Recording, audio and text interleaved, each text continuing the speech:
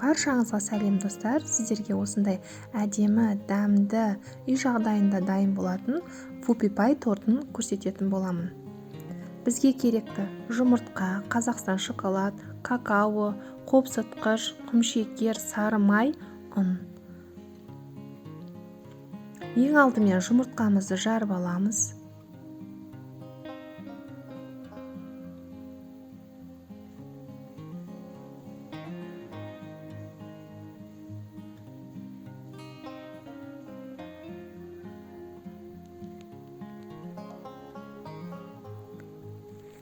Құмшекерімізді саламыз. Жақсылап араластырамыз. Құмшекеріміз сәл еруі керек. Араластырып алдық. Енді сары майымыздың үстінен шоколадымызды салып,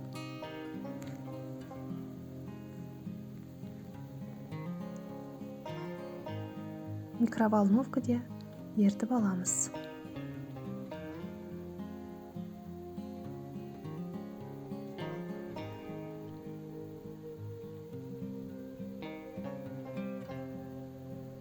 Ерітіп алдық осылай. Енді жаңағы құмшекер мен жұмыртқаның үстінен құямыз.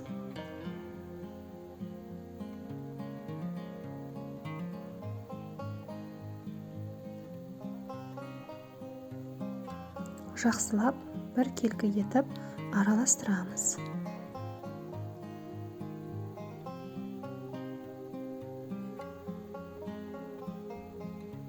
Араластырып алдық.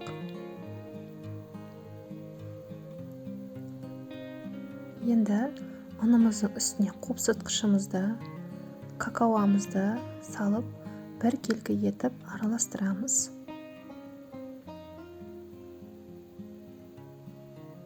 Бұны да жаңағы массамыздың үстінен саламыз. Жақсылап араластырамыз, бір келкі болғанынша. Ішінде түйірлер қалып кетпеуі керек.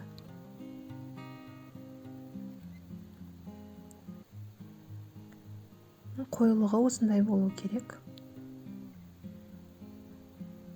Енді арнайы пісіруге арналған қағазымызды жайып,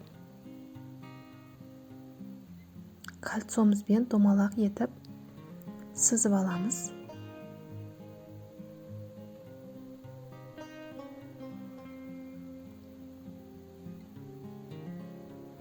Арасын осылай ашып-ашып сызамыз.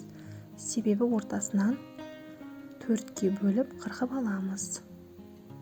Осындай 4 домалақ сызамыз. Сызып алдық. Енді жаңағы тестамызды осылай салып шығамыз.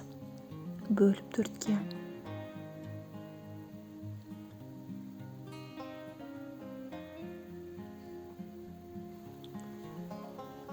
Салып алдық. Енді кондитерлік лопаткамен осылай домалақтың сыртына шығармай жазып шығамыз.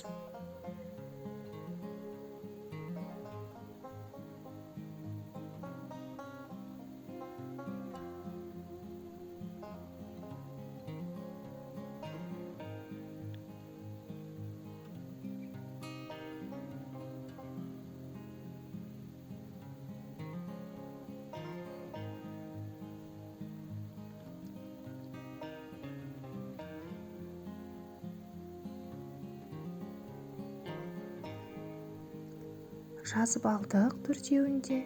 Енді 180 градуста қызып тұрған пеште 9-10 минутта пісіп шығады.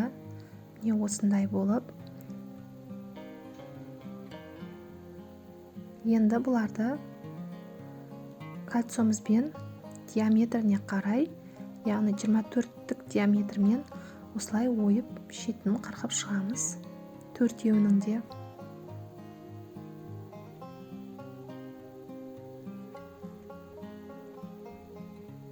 Ойып алдық. Енді кремімізді дайындаймыз. Творожный сырды ыдысымызға саламыз.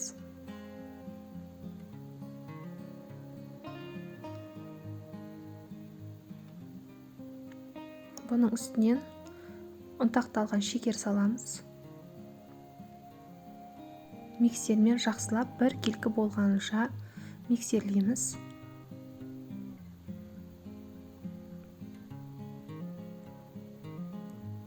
Бұның үстіне сливкиімізді құямыз.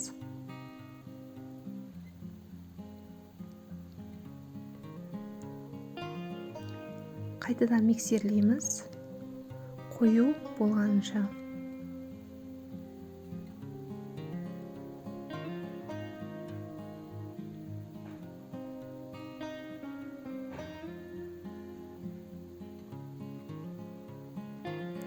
Қою болып келе жатыр.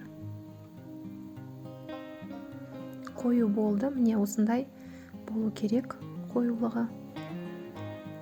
Енді арнайы кондитерлік қалтаға қалтаның ұшын қырқып, насадкамызды салып, қалтаның ішіне жаңағы дайын болған кремімізді саламыз.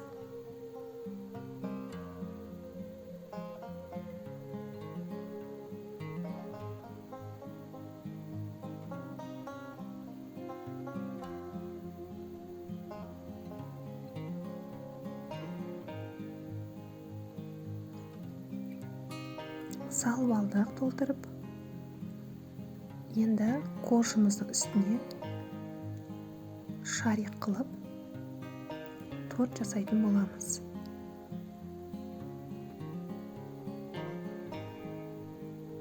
Осылай бірінен соңы бірін артпар шарик жасай береміз.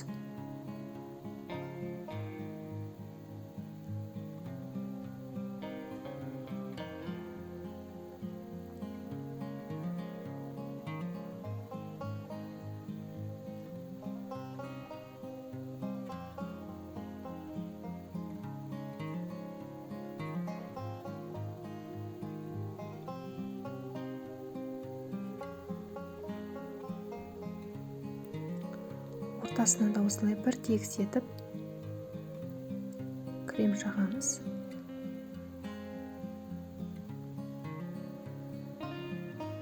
Ортасының кремі шариктің биіктігімен бірдей болу керек. Ортасының кремі аз болып қалса, тортыңыздың ортасы түсіп кетеді.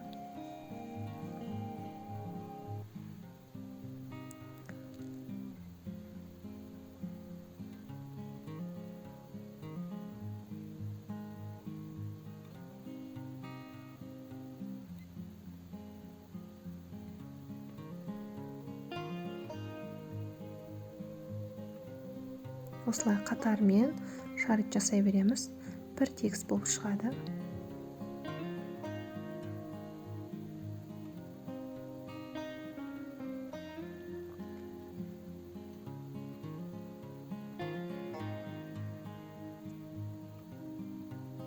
Осылай жасап алып, үстіне ең соңғы коржымызды осылай қойып, сливкидің үстіне шоколад салып, ертіп алып, тортымыздың үстіне құямыз.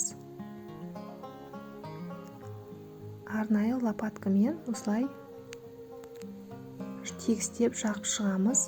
Торттың жиектеріне кішкене шоколадты ағызамыз, сәнді көріну үшін.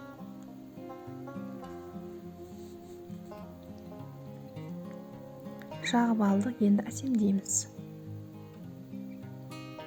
Жалпы үйде не бар сомен әсемдесеңіздер болады. Жеміс жидектермен де әсемдесеңіздер болады.